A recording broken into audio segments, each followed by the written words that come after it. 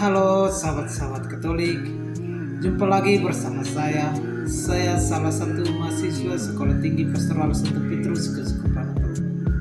Sebelum kita mulai dengan permenungan pagi hari ini, marilah kita awali dengan doa. Dalam nama Bapa dan Putra dan Roh Kudus. Amin. Allah Tritunggal yang Maha Kudus, kami anak-anak-Mu hadir di hadapan-Mu, mau mengucap syukur atas segala berkat yang boleh kami terima setiap hari dalam bentuk kesehatan jiwa dan jasmani kami, orang tua dan mereka yang kami doakan dan kami rindukan dapat didoakan. Pada kesempatan yang berahmat ini, kami datang dalam doa memohon berkat terang Roh Kudus-Mu untuk menuntun kami dan memimpin kami agar mendengarkan dan merenungkan sabda ilahi-Mu dengan baik. Semua doa dan permohonan ini kami sampaikan kepadamu lewat perantaraan Kristus Tuhan kami. Amin. Tuhan beserta kita sekarang dan selama-lamanya. Inilah Injil Yesus Kristus menurut Markus, dimuliakanlah Tuhan. Injil Markus bab 10 ayat 1 sampai dengan 12. Pada suatu hari, Yesus berangkat ke daerah Yudea dan ke daerah sungai Yordan.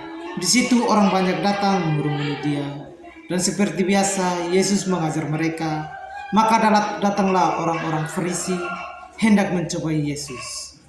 Mereka bertanya, "Bolehkah seorang suami menceraikan istrinya?" Tetapi Yesus menjawab kepada mereka, "Apa perintah Musa kepada kamu?" Mereka menjawab, "Musa memberi izin untuk menceraikannya dengan membuat surat cerai." Lalu Yesus berkata kepada mereka, "Karena ketegaran hatimulah Musa menulis perintah itu untukmu. Sebab pada awal dunia Allah menjadikan mereka pria dan wanita. Karena itu pria meninggalkan ibu bapanya dan bersatu dengan istrinya. Keduanya lalu menjadi satu daging. Mereka bukan lagi dua, melainkan satu. Karena itu, apa yang telah dipersatukan Allah, janganlah diceraikan manusia." Setelah mereka tiba di rumah, para murid bertanya pula tentang itu kepada Yesus. Lalu Yesus berkata kepada mereka, "Barang siapa menceraikan istrinya, lalu kawin dengan wanita lain, ia hidup dalam perzinahan terhadap istrinya itu. Dan jika istri menceraikan suaminya, lalu kawin dengan pria lain, ia disebut zina." Demikianlah sabda Tuhan. Terpujilah Kristus. Saudara-saudara yang terkasih dalam Kristus, akhir-akhir ini kita sering mendengar berita tentang kasus-kasus kekerasan seksual.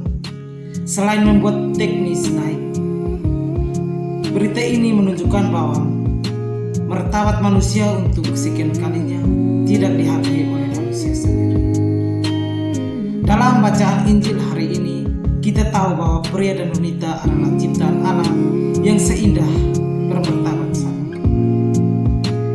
Kita pria dan wanita diciptakan untuk saling melengkapi dan saling bekerja sama sebagai partner di kerajaan Allah. Ingat, saling melengkapi bukan saling mengeksploitasi. Dan dalam memenuhi tugas tersebut, kita harus memiliki hati yang murni. Dan kita tidak bisa memiliki hati yang murni tanpa bantuan Allah. Maka dari itu, mari kita mohon hati yang murni pada Allah, menjauhi segala bentuk percabulan. Dengan begitu, kita pria dan wanita bisa bersama-sama berjalan menuju kekudusan sebagai putra-putri Allah. Semoga. Amin. Marilah kita tutup dengan doa penutup. Marilah kita berdoa.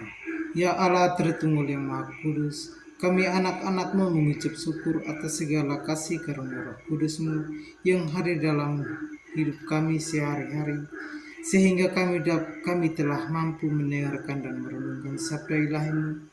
Semoga apa yang telah kami dengar dan kami renungkan dapat kami artikan dan terapkan dalam hidup kami sehari-hari. Semua doa dan permohonan ini kami sampaikan kepadamu lewat perantaraan Kristus Tuhan kami. Amin. Dalam nama Bapa dan Putra dan Roh Kudus. Amin.